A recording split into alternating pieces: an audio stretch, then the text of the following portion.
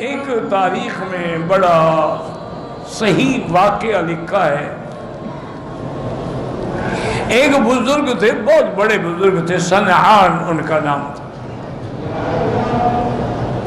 وہ اپنی مریدوں کی جماعت کو لے کے حج کے لیے روانہ ہوئے.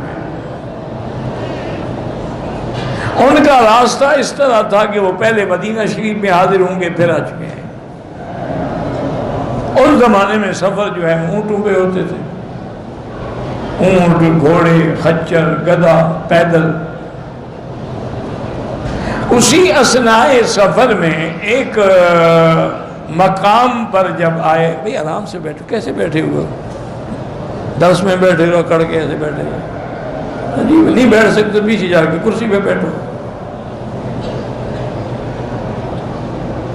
تو راستے میں ایک بستی پہ ان کا گزر ہوا، وہاں وہ تھک گئے تھے. انہوں نے کہا بھی 1-2 دن قیام کرتے ہیں.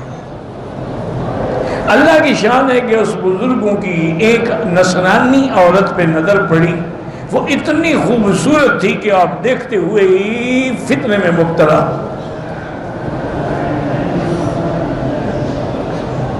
آپ نے جا کے اس سے بات کی کہ بھئی میرے دل میں تمہاری محبت اتنی جاگزیں ہو گئی ہے کہ میں تمہارے بغیر نہیں رہ سکتا. اور نے کہا جی میری شرطیں ہیں، اگر مان لیں تو پھر میں آپ کے ساتھ رہوں گی. اور میں بتاؤ کیا شرط ہے؟ انہوں نے کہا ایک شرط تو یہ ہے کہ یہ جو ہماری عیسائیت کا صلیب ہے، زنار ہے، ایک تو گلے میں آپ یہ ڈالیں. دوسرا اللہ کے قرآن کی بے حرمتی کریں. تیسری شرط یہ ہے کہ شراب پینا شروع کریں. اور چوتھی شرط یہ ہے کہ میرے خنزیر جو ہے نا ان کو جنگل میں چرانے کے لیے لے جایا کریں. آپ اس کی محبت میں اتنے اندھے ہو گئے تھے. اسی لیے حضور نے فرمایا ایاکم وفتنۃ النساء، خبردار عورتوں کے فتنے سے بچنا. دنیا میں 2 ہی فتنے ہیں، دولت اور عورت. لیکن جہاں دولت بھی کام نہ کرے نا وہاں عورت کام کر جاتی. اللہ معاف فرمائے اتنے بڑے بزرگ ولی من اولیاء اللہ تھے، لیکن 4 شرطیں منظور کرنی ایک عورت کے لیے. اس لیے یہ خیال نہ کیا کریں کہ ہم عالم ہیں اور ہم مولوی ہیں، ہم درس دیتے ہیں اور ہمارا درس لاکھوں لوگ سنتے ہیں، کہ 1 منٹ سے بھی پہلے بندہ گمراہ ہو جاتا ہے.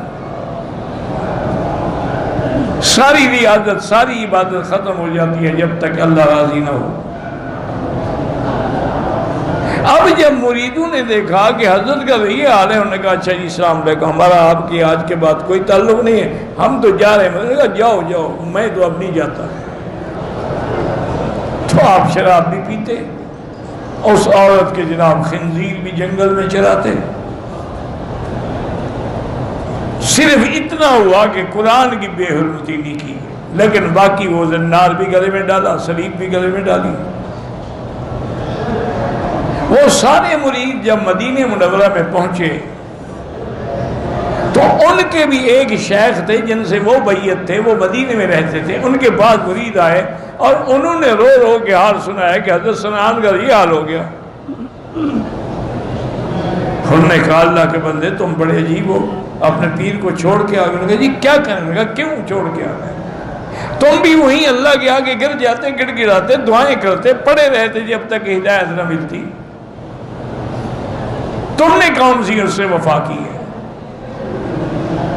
اب بھی سارے مدینہ پاک میں تم اس کے لیے دعائیں کرو. رو رو کے دعائیں کرتے رہے، رو رو کے دعائیں کرتے رہے. اللہ تبارک و تعالی نے ان کے دل میں یک دم پلٹا کھایا کہ میں کیا ہو گیا. انہوں نے شراب پھینکی، صلیب پھینکی. اس عورت سے کہا کہ بس میں نے توبہ کر لی ہے، میں نے اپنے دین پر واپس رجوع کر لیا ہے، آج کے بعد میرا تم سے کوئی تعلق نہیں. نے کہا مجھے بھی کلمہ پڑھاؤ، میں بھی تمہارے ساتھ ہوں. تو اس لیے علماء نے لکھا ہے کہ تم یہ نہ سمجھا کرو کہ یہ کون ہیں ملنے والے، کون ہیں مرید ہمارے، پتہ نہیں ان کی دعاؤں سے تم بچ جاؤ. ان میں سے کوئی بندہ تمہارے لیے دعا کر دے اور تمہارا کام ہو گیا. اس لیے ہمیشہ دعا کریں کہ ہدایت اور گمراہی اللہ کے ہاتھ میں ہے۔ اس لیے میرے آقا رحمت دو عالم فرماتے تھے کہ القلوب بین اصابع الرحمن، دل جو ہے وہ اللہ کی 2 انگلیوں میں ہے، یقلبها کیف یشاء ویصرفها کیف یشاء، جدھر چاہے پھیر دیں، ہدایت کی طرف پھیر دیں یا گمراہی کی طرف۔